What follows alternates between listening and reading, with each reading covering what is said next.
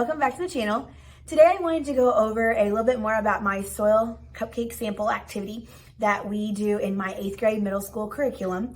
So my 8th grade class is 12 weeks long, and this is one of the activities in the labs that I use to introduce my students to the lab procedure and also to enforce the soil sampling concept.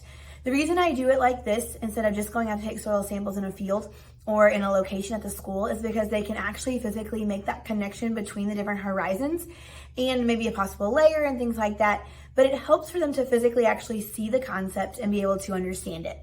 So day one, we go over the pre-lab, they do an activity, and they also start looking into the soil sampling process. Day two, we actually make the batter together as a class, which they love. Tip on the making the batter: do not let each student stir the batter. Only let 1 or 2 students stir it up just so it's actually completely mixed. Do not let everybody have a turn stirring.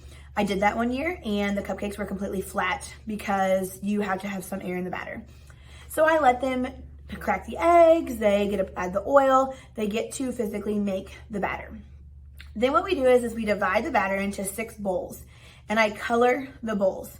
So we use the colored batter to actually make the horizons of the cupcake, which you'll see here in a moment when I open the cupcake up. Those bowls, it's important to divide the batter pretty even among them. I leave one as white or just a regular batter color, and then I color the rest of them. Make sure that when you assemble the cupcake, you start with the bedrock first on the bottom, and then you work your way up to the organic horizon. Now, you will think, and students do think, that they need more batter in their cupcake than they actually do, when in reality, we just use a small spoon that you eat with for supper, like a tablespoon type of thing, and they just scoop it right into the cupcake. So then that was day two. We've made the cupcakes. Each student gets a cupcake liner, and they put their initials on the cupcake liner. If you put them on the bottom, the oil from the batter and the baking process sometimes will make the Sharpie or the pin mark actually go and be permanent on your cupcake pan, and sometimes it makes it just disappear at all. So we put it on each side here, and then we put it on each side, also on each side over here.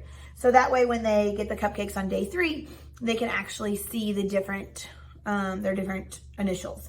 If you have 2 students with the same first and last initial, make sure they put their middle initial.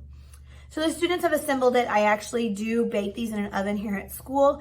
We have a really good relationship with one of our teachers, and she lets me do it in the old home ec room. So we're now on day 3. We have filled out and passed out our lab sheet. We've reviewed our soil horizons. So the students each get their cupcake. They get a straw that I have cut in half, and the straw represents the soil probe. They also get a paper towel. So what we talk about is they're not allowed to eat the cupcake until we are completely done and have turned in all lab sheets. So we peel the cupcake and they observe the outside, so you can start to see the different horizons on the outside. We then talk about why it's important to take multiple soil samples in an area.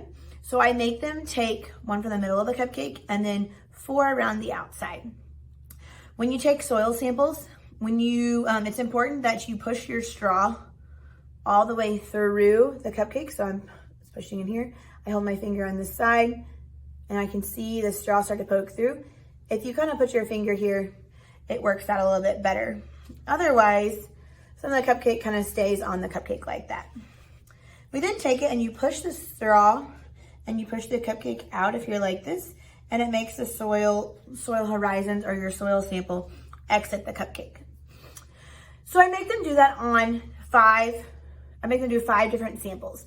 We talk about how it's important to sample a large or a certain amount if you're sampling your field or your yard or things like that. So we do our samples. We compare our soil samples that we get out of our straw, and you can see the different horizons and you can see the different mixtures of the colors. And then I make them open the cupcake up. And once again, we still have not eaten any of the cupcake. And then they can actually see the different colors and how they have worked. And they see how they can compare it. And even their 2 halves don't necessarily always look the same. We open it up again and they have to see and they can compare. And they can see that even then soil is different. So if this is their field, they can talk about and they can see how the soil is different in each area. That's why we have to take multiple soil samples, but they can see that it's different in each area and actually make that conception and that concept in their head of if we have one field, it can be different in multiple areas. So we fill out this, and then we fill out our post lab. So this lab actually takes 3 days. Day 1 is setup. Day 2, we prepare the cupcake, we make it, we put in the different horizons, we color the batter, and then day 3, we eat it, we do our soil samples, and we complete our post lab. In the activity, I also have extra information and activities such as list the steps of a soil sample process and things like that. I have 25 students in my class this time, and so I need something to keep the other ones occupied while the 3 are making their soil cupcakes and putting the batter in the different pans and things like that.